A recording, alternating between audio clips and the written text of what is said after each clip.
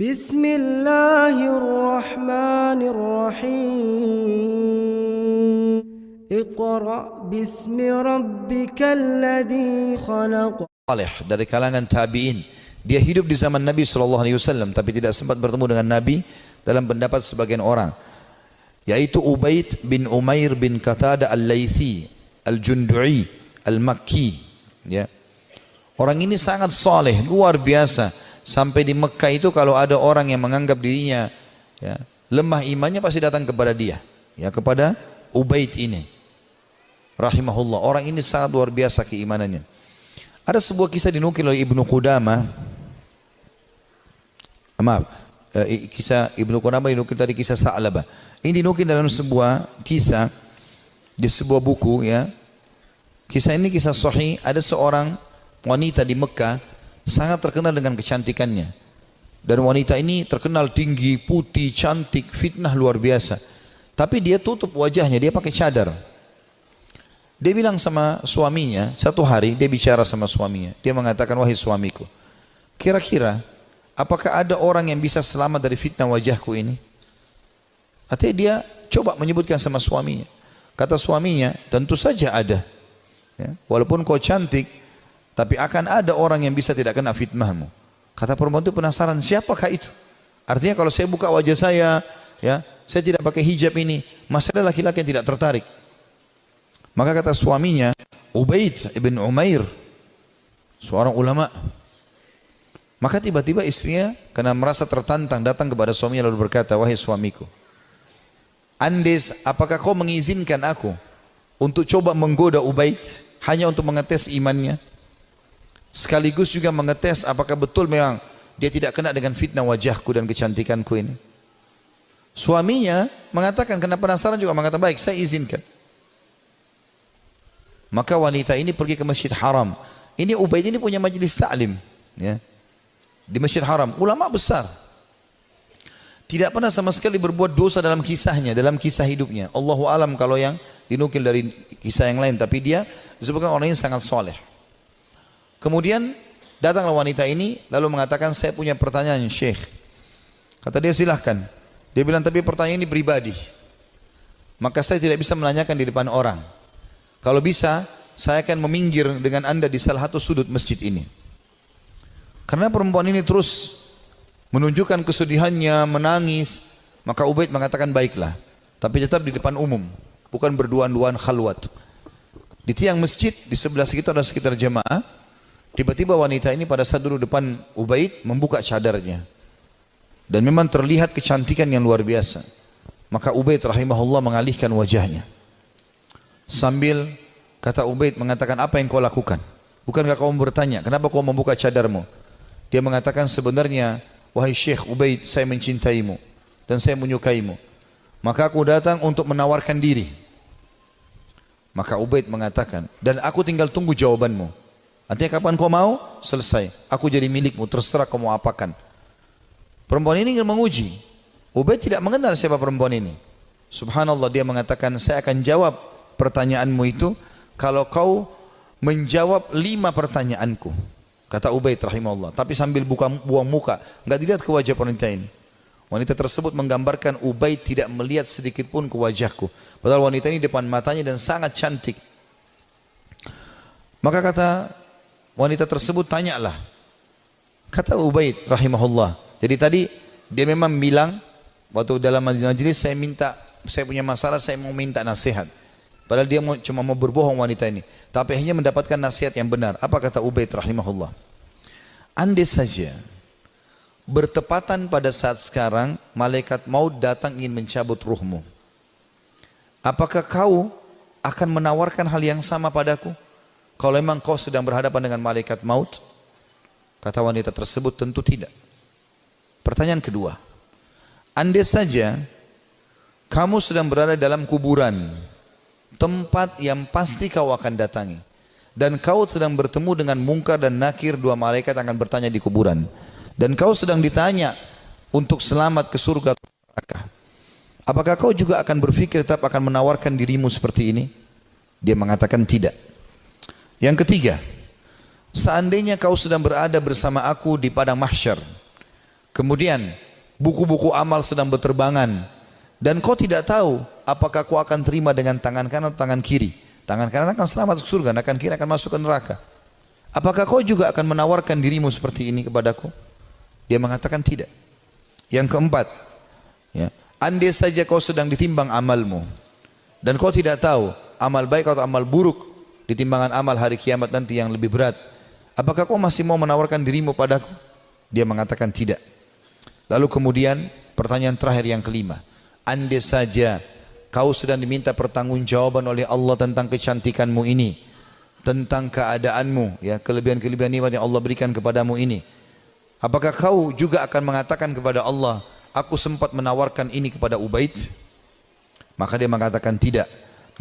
Maka Ubaid pun mengatakan rahimahullah, kalau gitu bertakwalah kepada Allah dan jagalah dirimu serta nikmat Allah yang ada padamu. Maka tiba-tiba perempuan tersebut menangis terisak-isak. Lalu kata Ubaid, pulanglah. Lalu Ubaid berdiri tanpa melihat sedikit pun ke wajah wanita tersebut. Setelah dia pergi, wanita itu pulang ke rumahnya. Suaminya sudah menunggunya, ingin mengetahui berita apa yang ada sebenarnya. Maka setelah dia pulang, suaminya kaget melihat matanya merah, menangis. Kata suaminya, apa yang terjadi wahai istriku? Dia mengatakan, sungguh aku akan binasa wahai suamiku. Aku tadinya niat ingin bermaksiat kepada Allah, Allah meluruskanku justru melalui Ubaid. Dan sungguh Ubaid adalah orang saleh. Dan semenjak hari itu perempuan itu tidak pernah dandan lagi sama sekali sampai ajal datang menjemputnya. Teman-teman sekalian, orang yang saleh, orang yang tulus kepada Allah Subhanahu wa taala memang orang-orang yang justru tidak mudah tergoda. Kalau antum hanya sekedar dengan godaan sedikit mudah tergoda, itu masih orang biasa. Tapi kita harus menjadi orang yang luar biasa memang. Tidak boleh mudah tergoda. Allah Subhanahu wa taala menyebutkan tentang ahli surga di dalam firman-Nya pada saat mereka masuk ke dalam surga nantinya di hari kiamat, itu disebutkan malaikat akan masuk dari semua pintu-pintu istana mereka dan mereka akan berkata para malaikat, salamun alaikum bima sabartum fa ni'ma uqbad dar. Selamat buat kalian, keselamatan buat kalian atas kesabaran kalian, dan ini sebaik-baik tempat untuk kembali, surga maksudnya. Kata ulama tafsir, yang dimaksud dengan makna malaikat akan berkata, ya, selamat atas keselamatan, atas kesabaran kalian, karena mereka sabar dalam 3 hal. Ini butuh kesabaran teman-teman sekalian. Yang pertama, sabar dalam mengerjakan ketaatan, untuk bangun sholat, untuk tutup aurat, mencari pendapatan halal, ya, itu semua butuh kesabaran. Duduk di majelis ilmu seperti ini butuh kesabaran. Bangun sholat malam butuh kesabaran. Bersedekah padahal kita butuh kesabaran. Berbakti dengan orang tua yang sudah sangat tua butuh kesabaran. Konsisten dengan kejujuran butuh kesabaran. Perjuangan semuanya butuh sabar. Ini sebab masuk surga karena kesabaran. Yang kedua, sabar dalam menolak kemaksiatan. Jadi semua kita di sini yang hadir punya peluang berzina, punya peluang berbohong, punya peluang melakukan semua dosa. Bukankah sekarang di zaman kita fitnahnya sangat besar? Di handphone kita bisa masuk penawaran zina dengan sangat mudah. Bukankah sangat mudah kita untuk riba, menipu, mencuri, apa saja? Tapi subhanallah butuh kesabaran. Sabar dalam meninggalkan kemaksiatan. Sabar. Dan kata ulama, beda pahalanya antara orang yang meninggalkan maksiat karena dia tidak punya peluang. Misal dia cuma sepintas lihat spanduk ajakan untuk ke diskotik, atau dia ada penawaran apa, lalu dia bilang, ya saya nggak suka, cuma sebatas itu. Beda pahalanya dengan orang yang sedang bergejolak godaan yang luar biasa. Jadi misalnya memang lagi ada lawan jenis yang mengganggu dia, kemudian dia bergejolak juga ingin mengikuti hawa nafsunya, itu beda pahalanya. Nabi Yusuf alaihissalam waktu digoda oleh wanita istri raja yang ratu Mesir, itu Allah mengatakan, walaqad hamma bihi wa hamma biha laula ar-ra'a burhana rabbi. Ya. Yusuf sudah cenderung sama perempuan itu cenderung pada Yusuf. Artinya Nabi Yusuf alaihissalam manusiawi, tapi beliau coba berusaha menghindar, sabar, menghindar terus sampai akhirnya Allah SWT berikan tanda-tandanya, akhirnya selamat dari godaan tersebut. Gitu kan. Artinya kesabaran di sini butuh ekstra pada saat ada peluang untuk berbuat dosa itu. Dan yang ketiga, sabar dengan cobaan harian. Sabar dengan cobaan harian. Izinkan saya teman-teman sekalian kita tutup dengan ini insyaallah ya. Kisah tentang Ka'ab bin Malik radhiyallahu anhu. Dan kisah ini adalah kisah yang sangat unik dari seorang sahabat Nabi yang taubat nasuha dari dosanya. Tapi kisah ini memang cukup panjang, saya akan bacakan ya. Dia mengatakan dalam riwayat Bukhari, dalam riwayat yang sahih, aku tidak pernah tertinggal, kata Ka'ab bin Malik, dari Rasulullah SAW dalam peperangan apapun yang dipimpin oleh beliau, kecuali dalam perang Tabuk. Dan perang Tabuk ini terjadi perang terakhir Nabi SAW sebelum beliau meninggal. Setelah pembebasan kota Mekah, beliau menuju ke wilayah Tabuk, dan Tabuk ini jaraknya sangat jauh dari Madinah, dan waktu itu musim panas. Dan musim panas ini puncak-puncaknya panas, biasanya buah kurma lagi sangat bagus ya, hasil panennya. Justru makin panas makin bagus kualitas kurma. Dia mengatakan, saya tidak pernah ketinggalan perang bersama Nabi SAW kecuali di perang Tabuk. Memang aku juga tertinggal dalam perang Badr, namun tidak ada seorang pun yang tertinggal waktu itu dicelah. Karena Rasulullah SAW dan kaum muslimin keluar untuk menghadang kafilah dagang Quraisy yang pulang dari Syam, hingga kemudian Allah mempertemukan mereka dengan musuh mereka tanpa rencana. Maksudnya perang Badr ya. Saya tidak hadir di Badr, kata Ka'ab radhiyallahu anhu, karena memang waktu itu bukan kewajiban tapi pilihan. Cuma di perang Tabuk memang kewajiban, dan aku terlalaikan pada saat itu. Kata beliau, dan sebelumnya aku telah hadir bersama Rasulullah SAW pada malam Aqabah. Aqabah ini nama Jumrah, Jumrah Aqabah. Orang kalau haji biasa tahu masalah itu. Tempat melontar Aqabah. Aqabah itu sebuah bukit yang kecil, namun bisa dinaiki oleh orang dan bisa orang merasa tinggi dari tempat itu, diistilahkan dengan Aqabah. Pada malam Aqabah, waktu Nabi SAW sebelum hijrah ke Madinah, pernah ada baiat Aqabah, janji setia di Aqabah, dan Ka'ab hadir pada saat itu. Dan sebelumnya, kata beliau, aku telah hadir bersama Rasulullah SAW pada malam Aqabah sewaktu kami bersumpah setia membela Islam ya. Dia mengatakan, dan kehadiranku di malam itu tidak bisa digantikan dengan perang Badr, walaupun perang Badr lebih dikenang di tengah orang-orang daripada baiat Aqabah atau janji setia di Aqabah.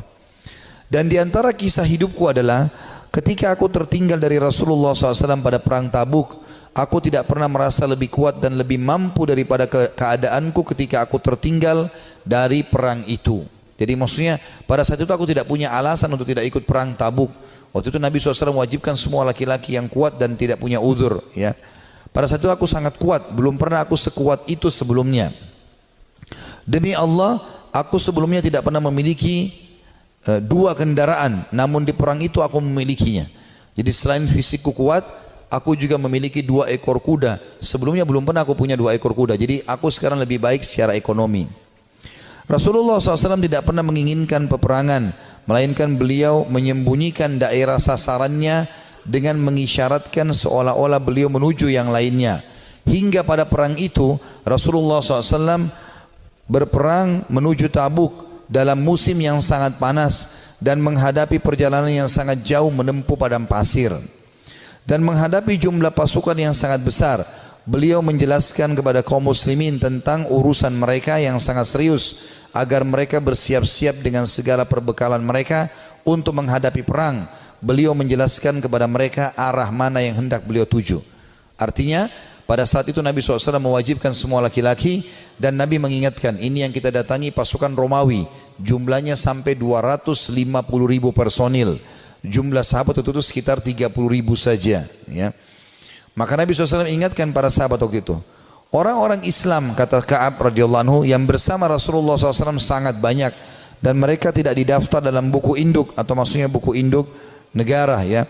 Ka'ab berkata, melanjutkan, maka hampir tidak ada yang ingin absen dari perang, kecuali dia menduga bahwa hal itu tidak akan diketahui selama tidak ada wahyu yang Allah jelaskan atau turunkan.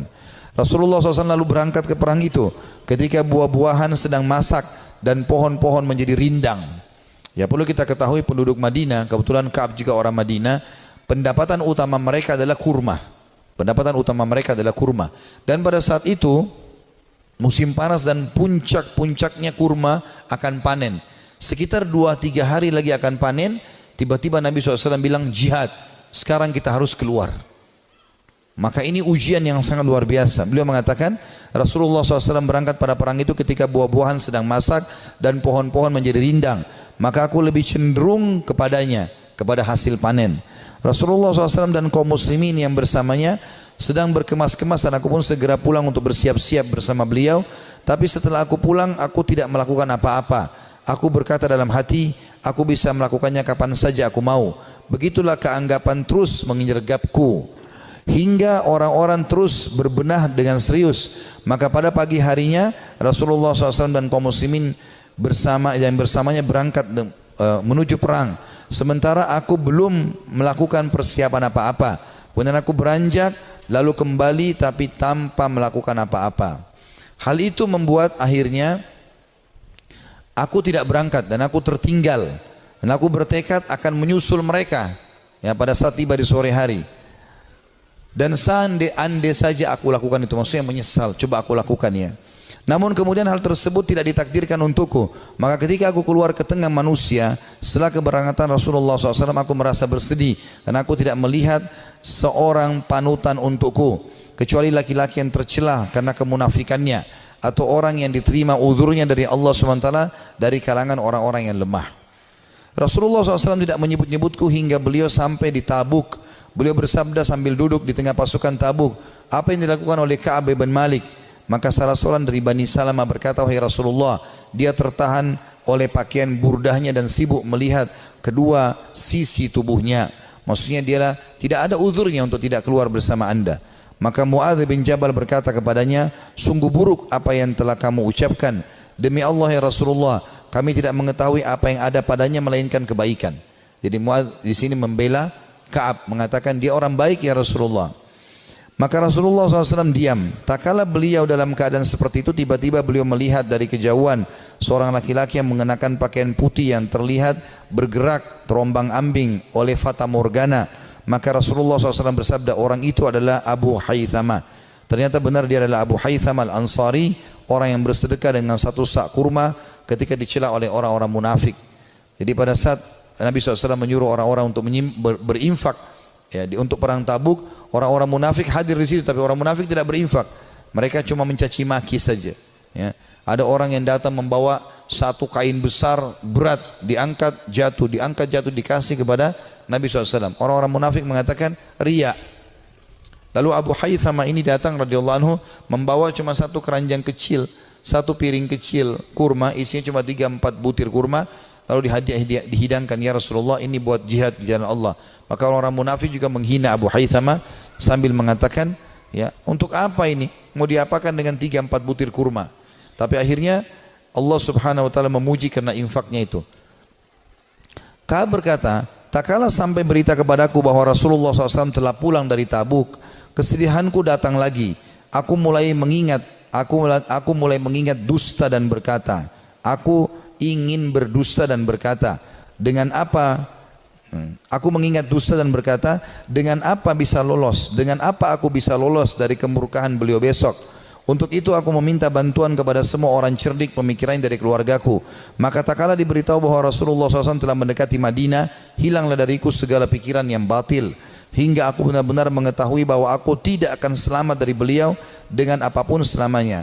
Maka aku bertekad untuk bersikap jujur kepada beliau. Rasulullah SAW tiba pada keesokan harinya, dan biasanya apabila pulang dari safar, beliau memulai dengan masjid. Dan beliau sholat 2 rakaat, kemudian duduk di hadapan orang-orang. Ketika beliau melakukan demikian, orang-orang yang tidak ikut perang mendatangi beliau untuk menjelaskan uzurnya dan bersumpah kepada beliau. Mereka bersumpah, mereka berjumlah kurang lebih 80 orang yang tidak ikut berperang di perang Tabuk. Maka beliau menerima lahir mereka, membaiat mereka dan memohon ampun untuk mereka, serta menyerahkan rahasia mereka kepada Allah Subhanahu wa taala. Hingga aku datang. Tak kala aku mengucapkan salam, beliau tersenyum dengan senyuman orang yang marah. Kemudian beliau berkata, kemarilah. Aku datang berjalan hingga aku duduk di hadapan beliau. Beliau SAW berkata kepadaku, kata Ka'ab, apa yang membuatmu tidak ikut serta dalam perang Tabuk? Bukankah kamu telah membeli kendaraanmu, ada kudamu? Ka'ab berkata, aku berkata, wahai Rasulullah, sesungguhnya aku demi Allah seandainya aku duduk di hadapan orang selain Anda dari penduduk dunia, pasti aku yakin bahwa aku akan lolos dari murkahnya dengan sebuah alasan, karena aku telah diberi kemampuan untuk berdebat. Akan tetapi demi Allah, aku benar-benar mengetahui bahwa jika hari ini aku menceritakan kepada Anda juz cerita dusta yang dengannya Anda bisa merelakanku, tentu tidak lama Allah pasti akan menjadikan Anda murka kepadaku. Dan apabila aku menceritakan kepada Anda dengan cerita yang jujur, pasti Anda murka kepadaku karenanya.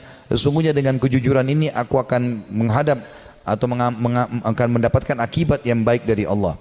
Demi Allah aku tidak punya uzur. Demi Allah aku merasa tidak pernah sekuat dan sekaya daripada keadaanku sekarang pada saat aku tidak ikut Tabuk bersama Anda. Maka Rasulullah SAW bersabda, adapun orang ini maka ia telah berkata jujur, maka berdirilah hingga Allah memberikan keputusan kepadamu. Ringkas cerita ini cukup panjang, saya ringkaskan. Maka Ka'ab pun berkata, aku pun merasa plong karena merasa jujur dengan Nabi SAW. Walaupun pada saat itu turun wahyu memperingatkan Nabi SAW untuk memboikotku dengan kedua temanku.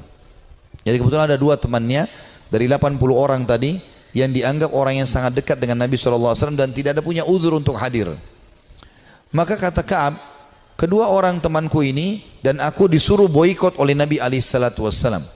Maka tidak dijawab salam kami, tidak senyum pada kami, tidak ada yang salaman pada kami, tiga orang ini.